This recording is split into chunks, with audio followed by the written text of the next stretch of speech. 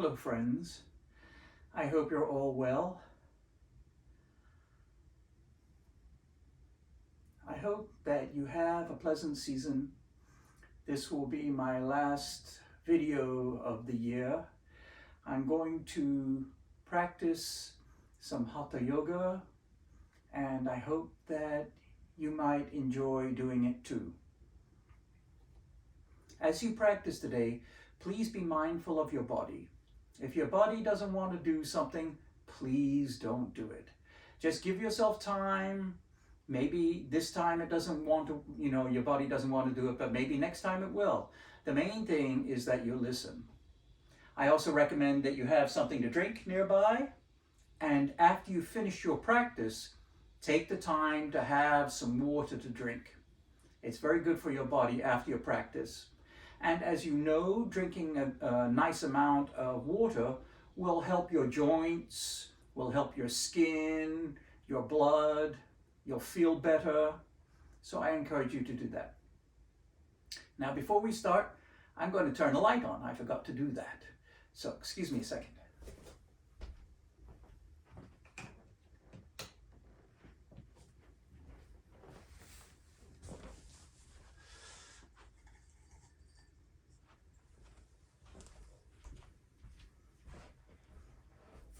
As you may recall, this is the dog Tufty. She is a great companion and often is with me when I practice, so it's very nice to have her in the room. It really livens things up for me. Sometimes she'll have a bark at something outside. I hope that won't disturb you. Excuse me. Please also have a blanket available to you. My blanket, the dog's now lying on. Have some tissues available to you as well. So, to begin with, let's start in Tadasana, the mountain pose. It's also called the hill pose, and in some schools it's called samastitihi, which means equal balance or equal standing. To start with, I would like you to be sure that your weight is just in front of your heels. So if you would like to, just sway back and forth a little bit. If having your feet together, the toes together and the heels slightly apart is uncomfortable to you, have your feet separated, but the outer edges of the feet no wider than the hips, please. Your real hips, not your imagined hips. So, lift the toes up, stretch them forwards, bring them down onto the mat, press the big toes down. Press the balls of the feet down, press the sides of the feet down, pull the arches in the feet up, pull the kneecaps up, pull the muscles up on the insides of the legs towards the groin, the skin, the muscles on the outside of the legs going down towards the ground. That helps to create a nice firm foundation. Engage the muscles just above the pubis very lightly. It's a very slight pulling up motion. Tuck the two floating ribs, lift the clavicles, the collarbones, drop the spine of scapula. Externally rotate the deltoid muscles. To do that, simply turn the hands out. Lengthen your spine comfortably. Imagine you have a hand just behind the heart, very gently pushing upwards. Relax the shoulders down. Throughout the practice, please try and keep your shoulders as relaxed as you reasonably can. Tuck the chin slightly. When you do that, that lengthens the back of the neck. It also helps to protect the neck. It doesn't mean that you can't hurt yourself. You can't hurt the neck because you can, but it does help to protect the neck by keeping the chin slightly tucked just so the back of the neck is lengthened. Keep your face soft. Keep the crown of the head soft so it feels like the skin is opening. And please keep your tongue away from the roof of your mouth. Try to keep the tongue soft, and the soft and hard palate of the mouth, please try and keep those soft as well. A lot of tension manifests in the tongue and in the roof of the mouth. So if you keep them soft, that will help to keep you relaxed. And remember that in your practice, you need to have a combination of ease and balance in the pose.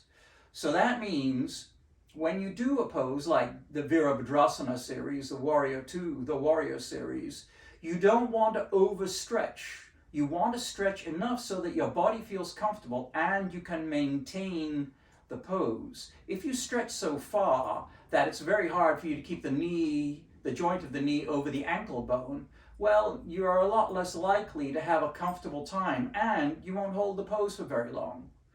And also, speaking about the length of time for poses, let your body be your guide on that. So, to begin with, we'll move to Virabhadrasana II, Warrior II. So please stand with the feet 3.5 or 4 foot apart, or what is currently a comfortable distance for you at this point.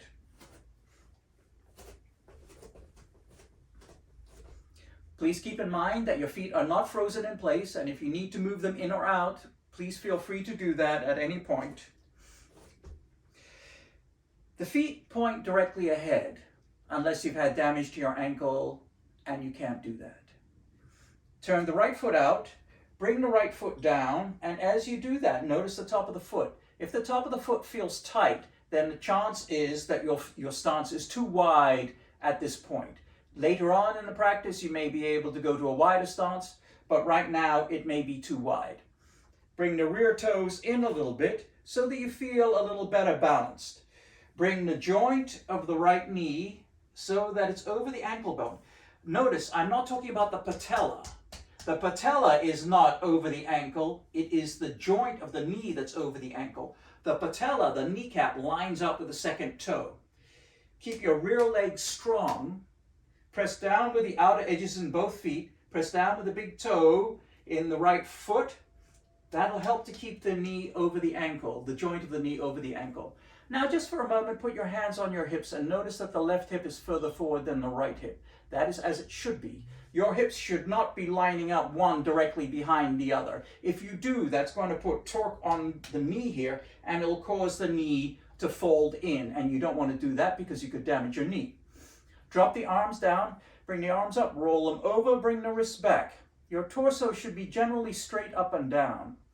Have your chin tucked a little bit, lengthening the back of the neck, and then when you're ready to, turn the head towards the right. Don't force your head around.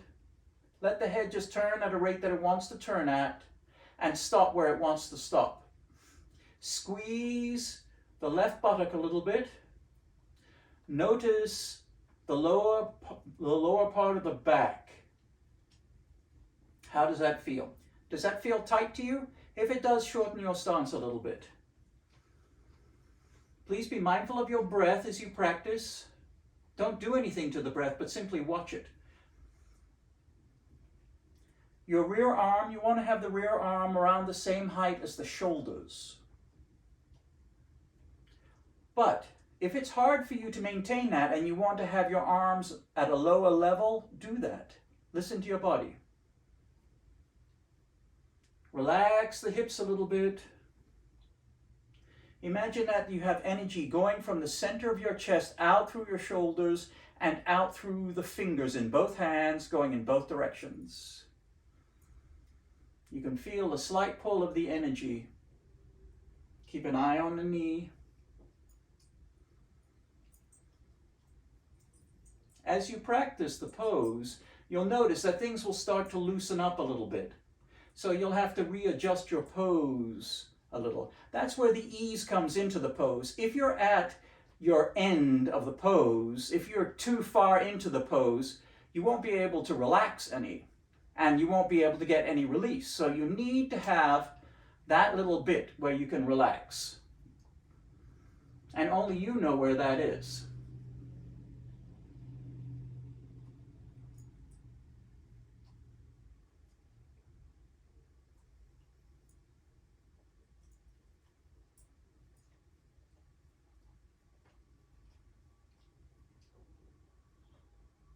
Now straighten the front leg, feet face the front.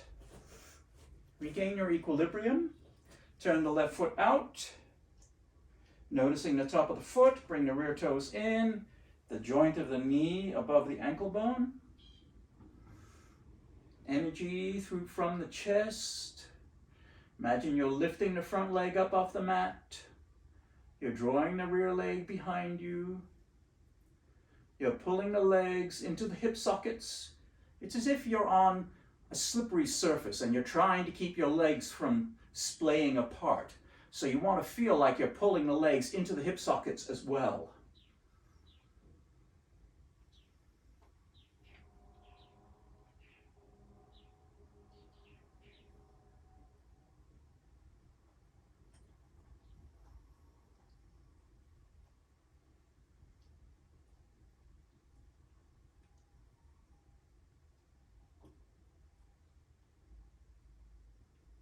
Now straighten the front leg, feet face the front, return to Tadasana.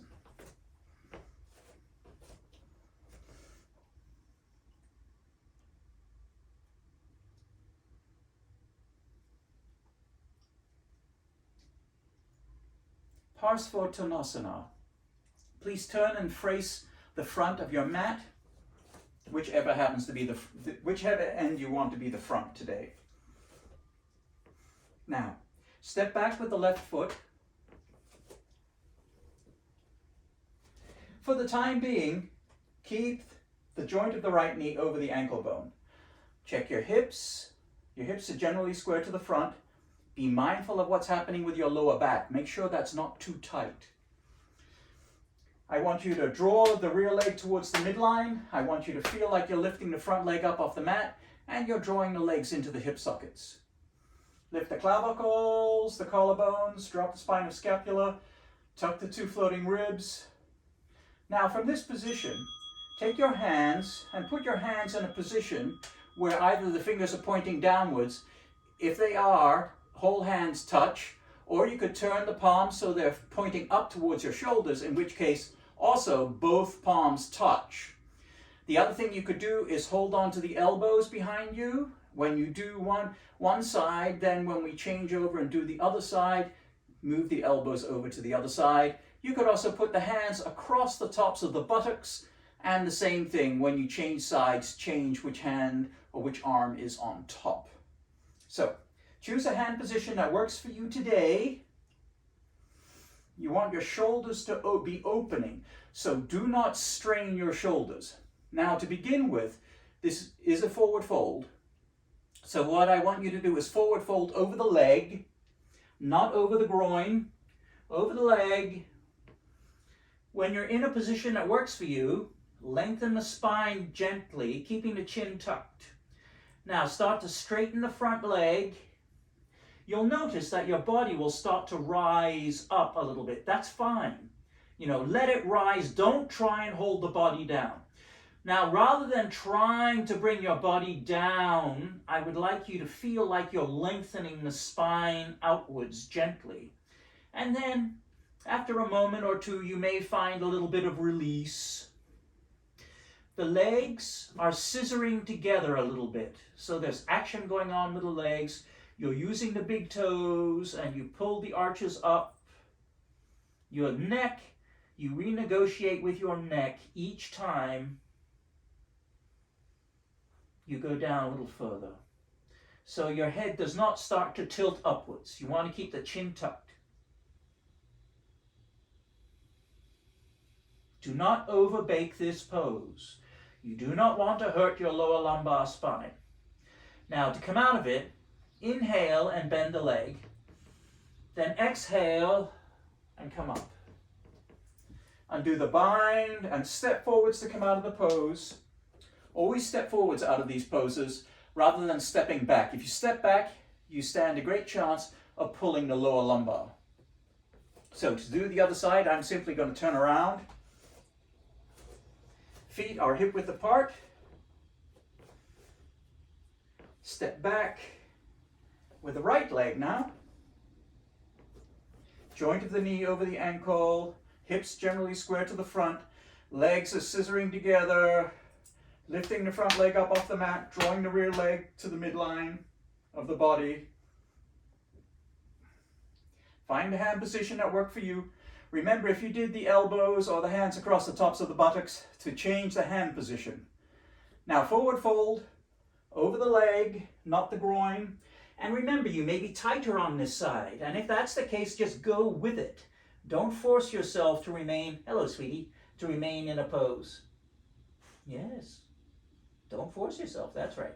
Now, straighten the front leg. Listen to your body. Let the spine comfortably lengthen. Keep the chin tucked. Yes.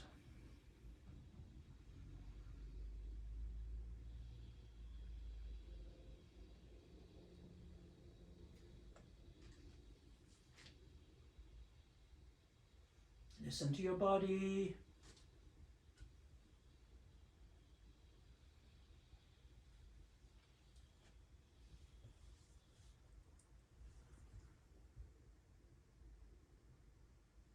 Use the big toes. Keep the arches active. Now bend the front knee. Inhale. And then as you exhale, bring the body up. Pressing down with a foot into the mat. Undo the bind. Step forwards. Regain your equilibrium. Tadasana.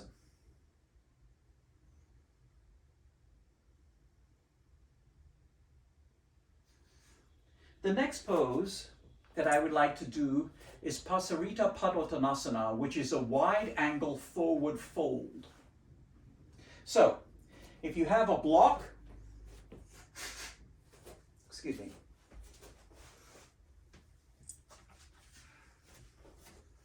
you might want to have a block available to you. You may not need it, but sometimes it's just nice to have one. So practice this pose. You stretch your feet out as far as is comfortable for you, with the feet pointing forwards. The outer edges of the feet press down, the big toes press down. You lift the arches up in the feet and you pull the muscles up on the insides of the legs, and the muscles on the outside legs are going down towards the ground. Now, once you're in the pose and you start to do the forward fold, you may find that your body wants you to move the legs apart further. By all means do that, but don't overdo it. Don't stretch yourself so far that you have to reach for the ibuprofen later on. So, to begin with, just put your hands on your hips, and to help protect the lower lumbar, start to bend the knees. That'll bring you down.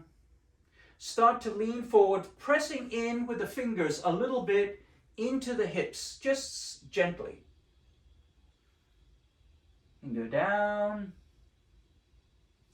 Then move your hands to the floor, or if you want to, you can move them to the block.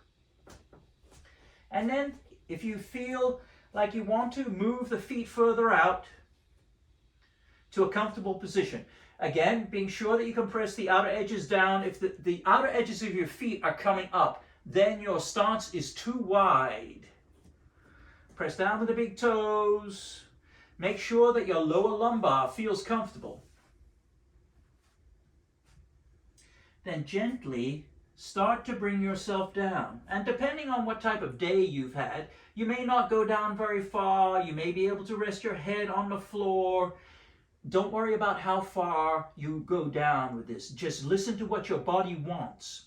If you find that your lower back is tight, try bending the knees a little bit. But beyond that, don't go down any further. Let your body relax into the pose. You may want to move your hands back to a more comfortable position. Let your body dictate what you do there.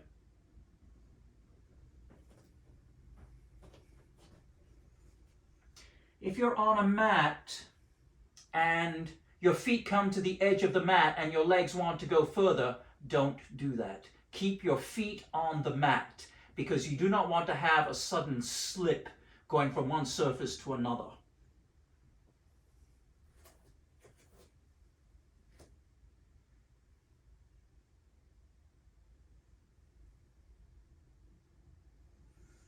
If you put your head on the floor, make sure the weight is held with the hands, not with the head. The head just rests lightly, the crown of the head rests lightly on the floor.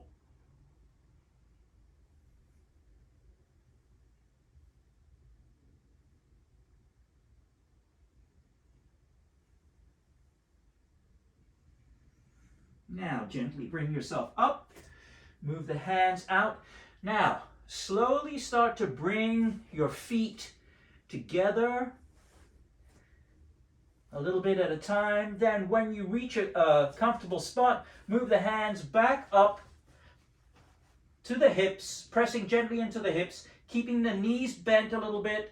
Then slowly start to bring yourself up and then move the feet together. Return to Tadasana.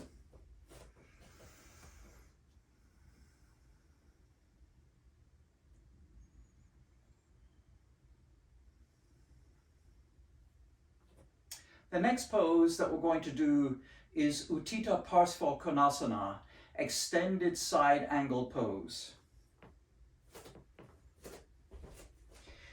Begin with Virabhadrasana II, Warrior II. So the feet are comfortably far apart. Turn the right foot out, bring the foot down, pressing down with the big toe.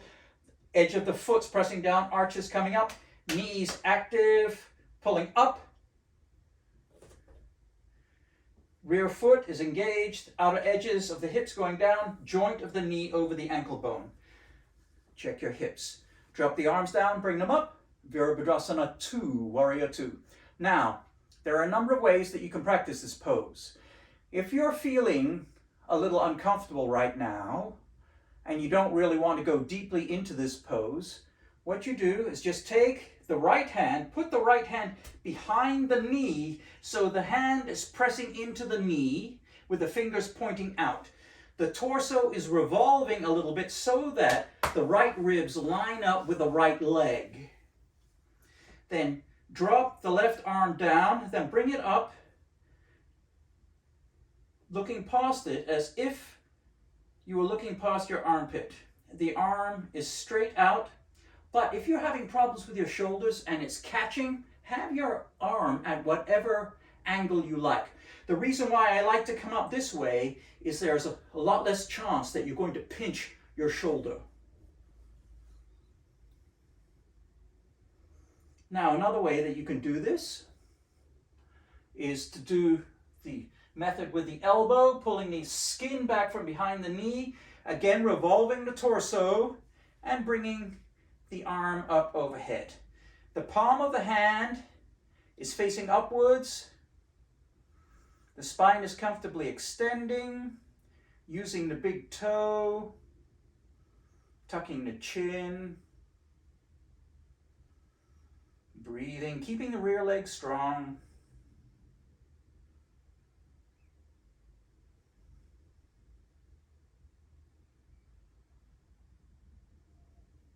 Keep an eye on the knee. Now to come out of the pose, draw the arm back. Come back to Virabhadrasana II. Pause for a moment, then straighten the front leg. Feet face the front. Regain your equilibrium. Remember, you may be tighter on the next side. So turn the left foot out, foot down, rear toes in, joint of the knee above the ankle bone. Choose which position you would like to do, hand or elbow. With the elbow pulls back. Now, something I want to talk about too. If you do the elbow and your legs are not sufficiently far apart, you start to do this sort of crabby thing where your torso is not lengthening out. You don't want that. You want to have the torso comfortably lengthening. So it may be better to put the hand behind the knee. You'll get a lot more out of the pose by doing it that way than you will by forcing you into a situation where your body doesn't want to be, and you won't be able to get any relaxation from it. So choose smart. So choose the one you want. Drop the arm down, the right arm down, bring it up overhead, look past the armpit, or whatever position happens to make you feel best balanced. Keep an eye on your knee. Keep the palm that's facing upwards strong, as if you're holding a container or a glass of wine or some water, but nice and strong. relaxedly strong. The torso is comfortably lengthening.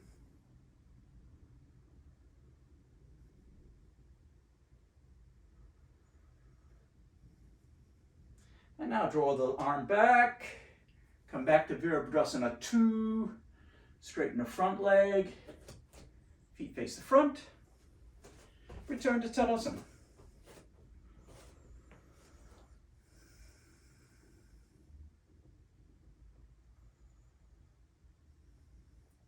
I'm just going to have a sip of water.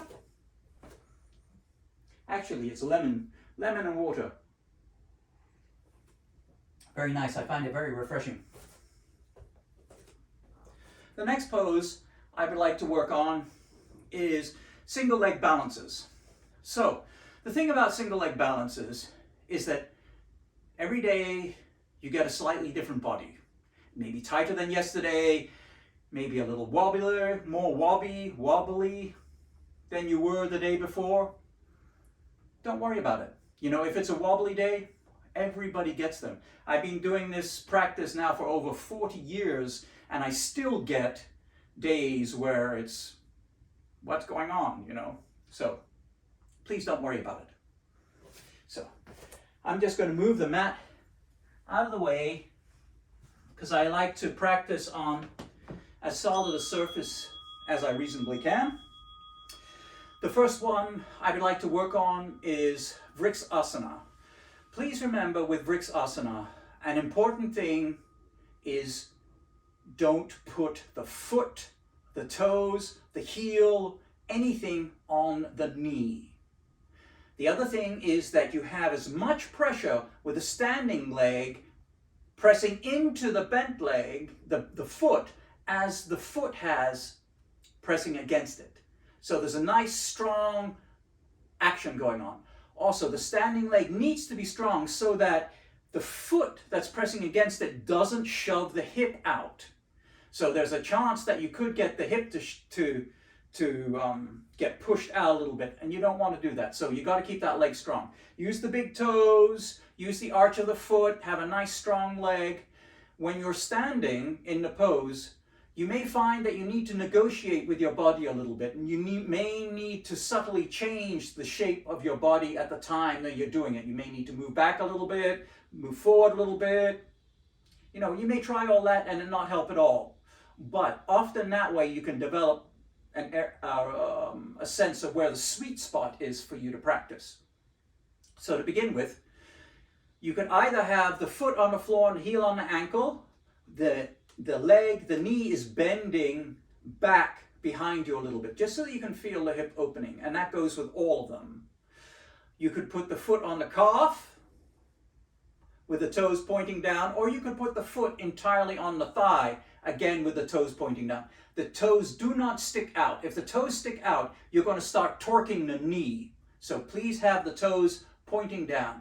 And if you want to use a prop, use a prop. Anytime you need to use a prop in a pose, it's part of the pose for you. It is not a cheat.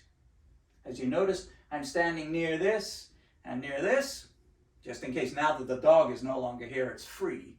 So, to begin with, draw the right leg up and put it into a position that works for you. Yep, my balance is off.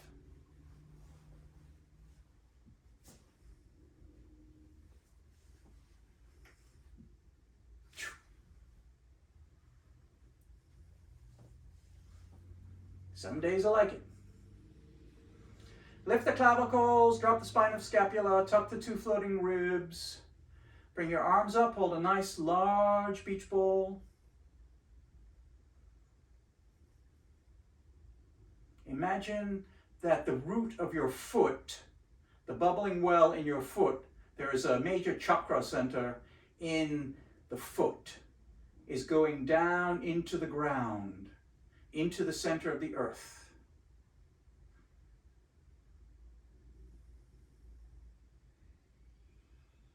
Now I know that there are people who like to put their hands together over their head.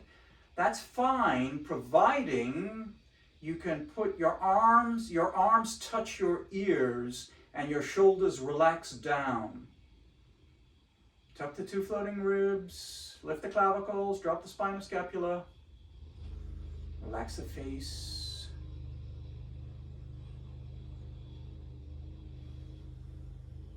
And come out of the pose. Now, please do the other side. Go at your own pace. Remember, strong legs, strong standing leg, use the big toes, arches, then adjust the hips and the ribs, the clavicles, spinal scapula, neck. Listen to your body. Ooh, my body is saying, why are you doing this to me today?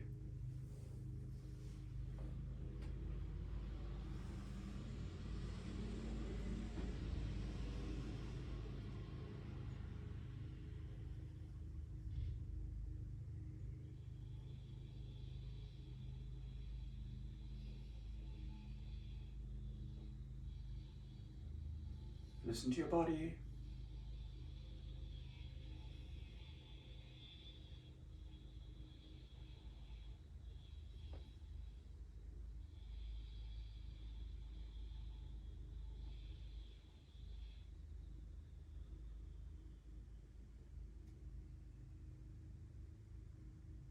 And come out of the pose.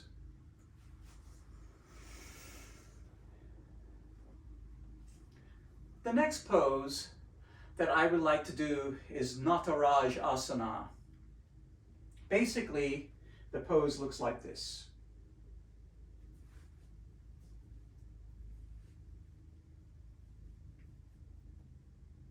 Now, if that isn't working for you, you can have something to hold on to. If the balance generally doesn't work for you, what I would recommend is that you come up to the side, hold on to something, hold on to the back of the chair, and just pick up the foot with the thumb in the arch of the foot. And just simply engage the big toe in a standing leg and point your knee down towards the ground. That will help to open up the hip, and it will help you develop the balance to do the pose at a later date. It's also it's a very nice stretch too. So I would recommend that you do that in lieu of practicing the whole pose. So Nataraj Asana.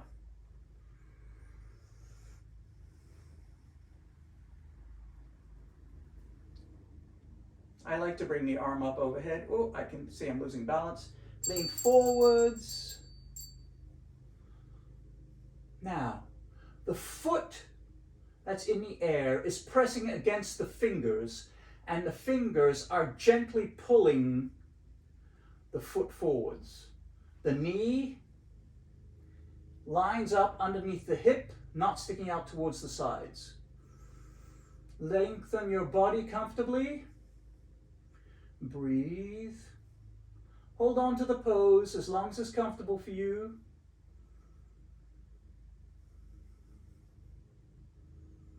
And then come out of the pose. Regain your equilibrium. Then please do the other side.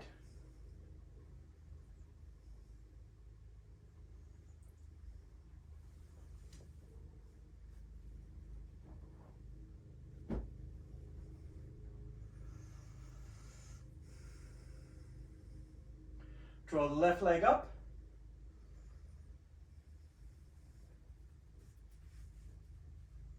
Knee pointing down. Bring the arm up. Bring the knee up. The foot presses against the fingers. The fingers are gently pulling back. The thumb is in the arch of the foot. Try and relax the muscles in the thighs.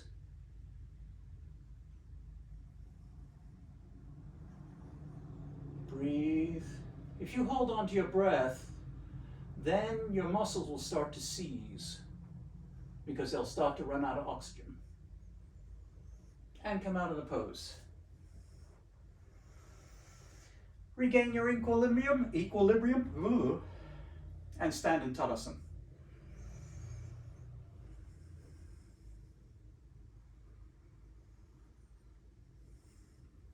The next pose that I would like to do is Utthita Hasta Pudang Gustasana, which is a very nice single leg balance. Again, have a hand for something to rest on if you want. Now, to practice this pose, engage the left leg, make sure the toes are active, the outer edge of the foot is active, and then bring the leg up and hold on to the big toe. Now, if this is as far as you want to go, that's perfectly fine. The main thing is working on the balance. Your torso is generally straight up and down, you're lifting the clavicles, you're dropping the spine of scapula, the top part of the shoulders, whoops, whoops, whoops. And then you can either put your hand on your hip, or you can extend the arm out, and then just start to straighten the leg. Straighten it as much as it wants to go. Don't overdo it. Listen to your body. Whoops, my body is saying, I'm out of balance. I like this pose.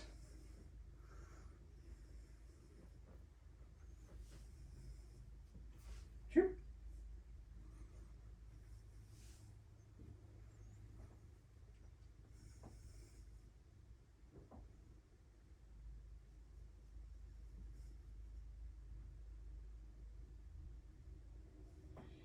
And then come out of the pose, regain your equilibrium, and please do the other side. Strong leg, big toe, arches, side of the foot. You may be tighter on this side than you were on the other. Allow yourself to be so if that's the case.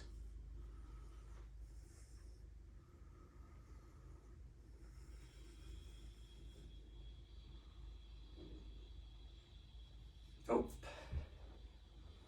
See? The balance.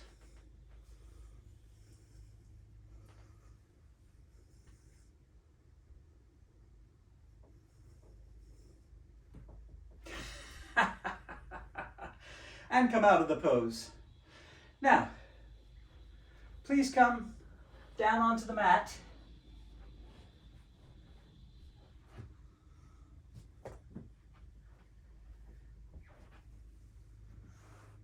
Get there whichever way you would like to. And then simply sit down. Extend your legs out. Shake them out a little bit. Then bring them back. Sit cross-legged. Lift the buttocks up and just bring the feet down. Bring the hips down. The feet are pointing directly forwards. The sides of the feet are gently pressing into the mat. That's important, but you don't want to overpress. If you start to overpress, you're going to torque the knees, so please don't do that. If you find when seated that your back is rounding, please take a block and sit on the block. That will allow the muscles in your hips and sinews in your hips to relax a little bit, and it will be a lot better for your back. So, put your hands on your hips, on your knees, and very gently pull the torso forward a little bit. Lengthen the spine, lift the clavicles, drop the spine of scapula. Then we're going to start turning towards the right. I just want you to use the muscles in your body to turn. I don't want your arms to do any turning. So it's just the muscles in your torso that are going to turn you. And only exhale while you're turning. So if you need to take another breath, pause, take the breath, then exhale until you come to the final spot. Keep the chin in line with the sternum. Exhaling, move the left hand to the right knee, the right hand beside you.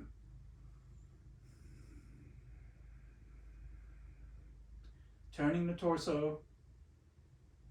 Keep the chin in line with the sternum till it won't comfortably turn anymore. Then gently turn the chin so the chin is starting to look towards the right shoulder. You can see the corner of the right shoulder with your eye. Please don't try and stick your chin over the shoulder. Now bring the right hand around behind you and rest the fingers or the hand on the left thigh. If that doesn't work for you, please just put your hand beside you. Don't stick the hand in the trousers or something like that. This is called Sukh Asana, the easy pose. Relax the shoulders, lift the clavicles, draw up the spinal scapula. Remember, it's not the arms that are pulling you around, it's the muscles in your torso. And undo the bind, return to the front, hands on your knees for a moment. Relax a little bit. Exchange the position of the feet.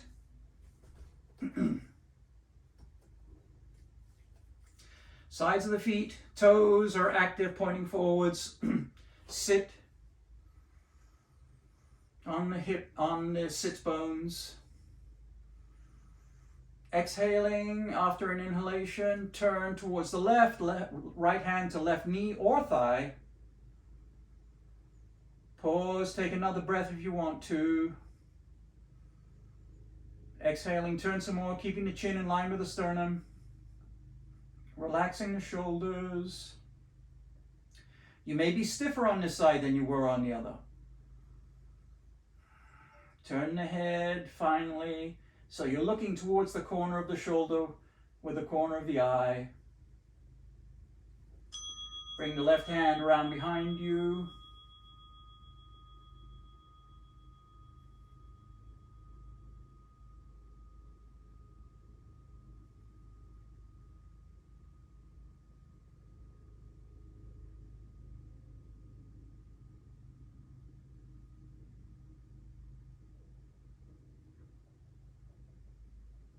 Or undo the bind.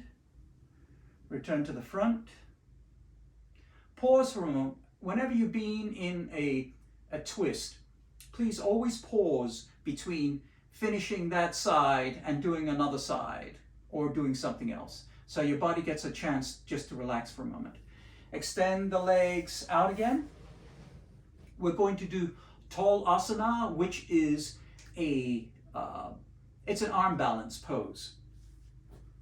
To practice this, there are two ways that you can do this. Well, there are more than two, but I'm just going to show you two this time. You can sit cross-legged, and if you have two blocks, you could put the blocks either side of you and rest your hands on them. Or if you have a couple of thick books that are the same size, you could use those. And basically, all you're going to do, not using the strength in your legs, is lift your buttocks up off the floor. And the other way that you can do this is doing Padmasana, the Lotus pose. If your body is not used to doing this, please don't do it because you can remarkably hurt your knees.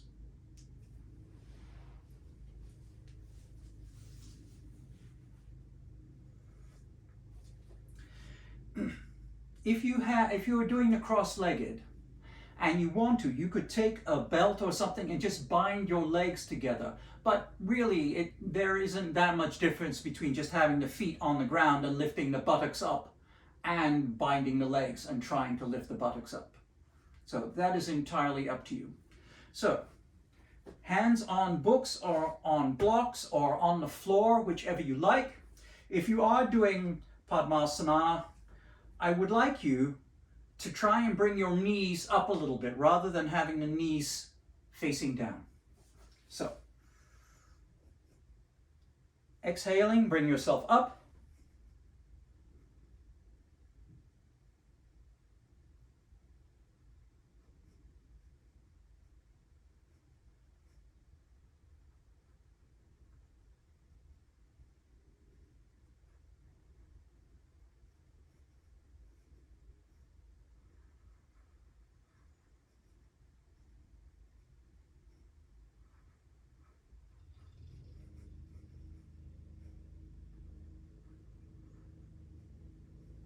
And then bring yourself down. Undo the bind with your legs. Extend the legs out. The next pose that I would like to do before we practice Shavasana, the corpse pose, is called Matsya Asana. There are again two ways that you can do this pose. So, the first way, have the legs out, lay down, the arms are in by the sides, the head is on the mat. The feet are strong, the toes are pointing up, the arches are going towards the wall, the sides of the feet are coming back. Nice strong pose. Now, all you do is, having the elbows in beside you, lift the head up. So the weight is on the elbows, not on your head, and simply rest the head on the mat. That gives you a nice small back bend. But the weight happens with the elbows and with the arms, not on the head. That is one way that you can do it. The other way,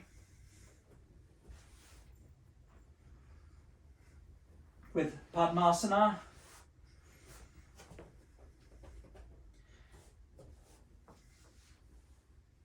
the Lotus pose again.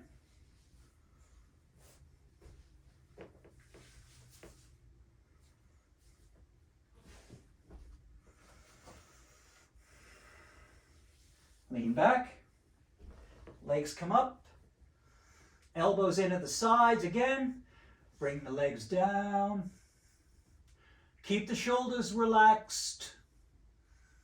Again, the weight is on the shoulders, not on the head. It's a lovely little back bend, but as with all back bends and all poses, you need to be aware of what you are doing.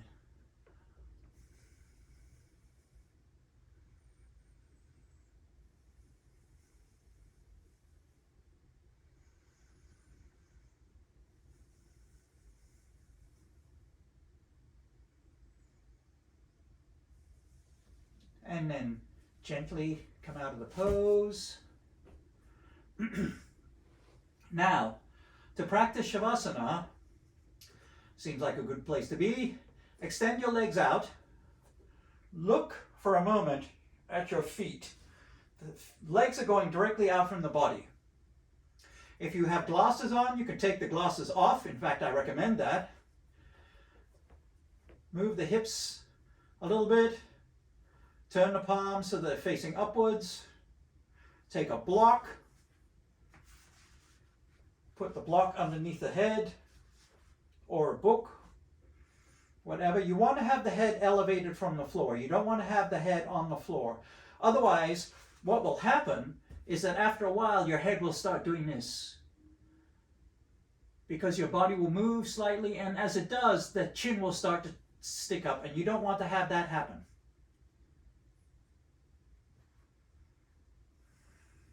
So,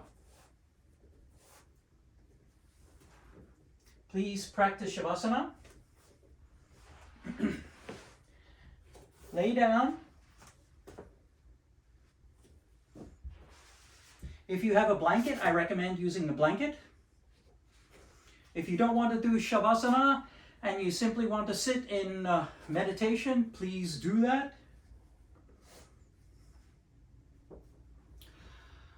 However, you should always practice Shavasana at the end of your Asanam practice.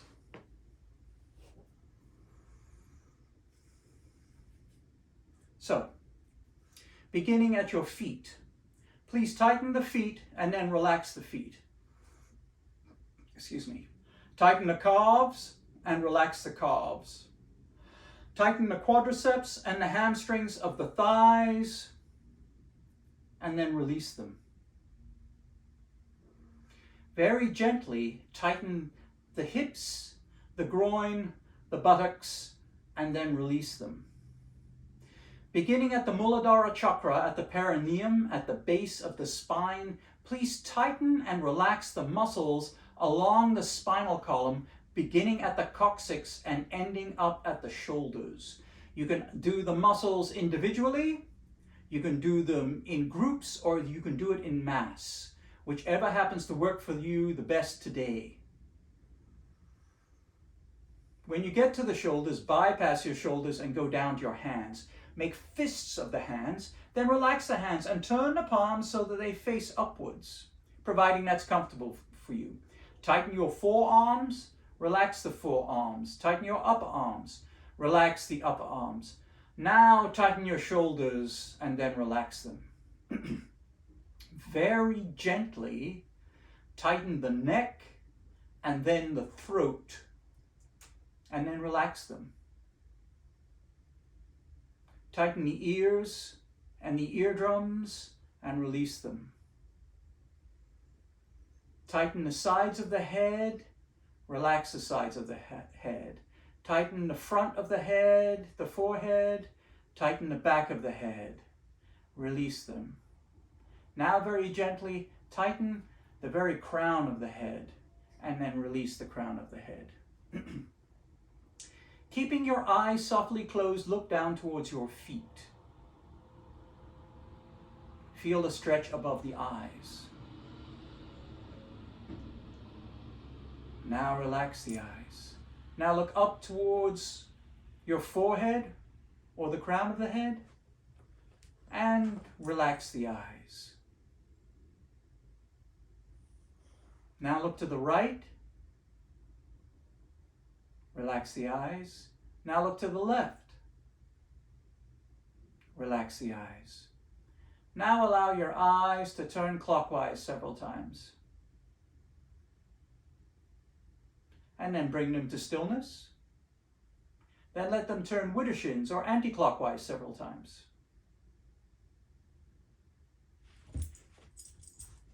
And bring them to stillness. Now allow the muscles that surround your eyes to relax, so it feels like the eyes are sinking into the skull just a little bit. Tighten the muscles that run along the bridge of the nose and underneath the eyes. Relax the muscles that run along the jaws. Relax the skin on the face so it feels like it's separating from the skull. Relax the muscle between the nose and the upper lip. Take your tongue and lick your lips. Then let the tongue be in a neutral place in the mouth. Relax the tongue. Relax the base of the tongue. Relax the root of the tongue. Now relax the soft and the hard palate of the mouth. Now, please be mindful of your breath. I would like you to watch the breath. Watch the breath going in and watch the breath going out. Your mind will wander. That's not at all unusual. And when you notice it's wandered, just gently bring it back to the practice and continue on. Don't force your awareness.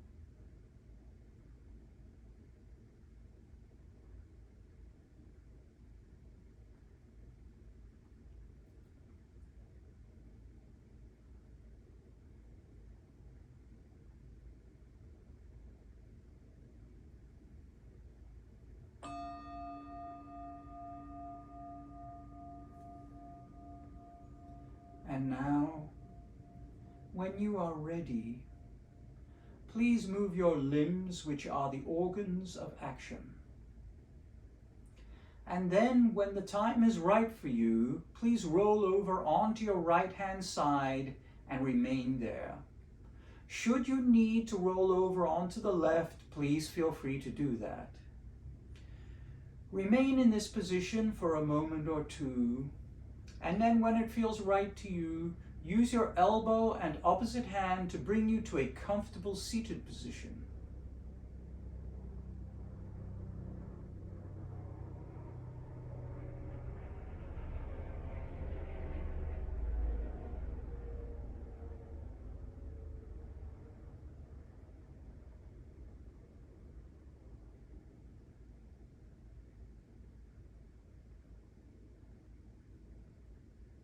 Please become aware of your breath.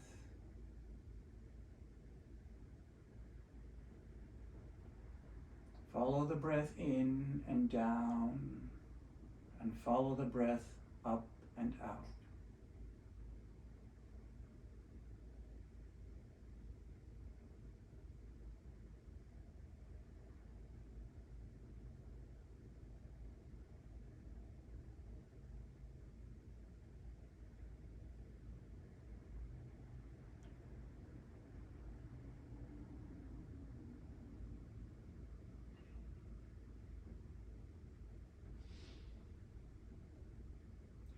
May our practice be a benefit to all beings, and may all beings know happiness and the causes of happiness.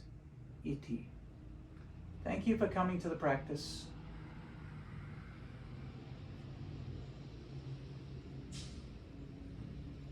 I hope you have a great season, however you choose to celebrate. All the very best. Thank you.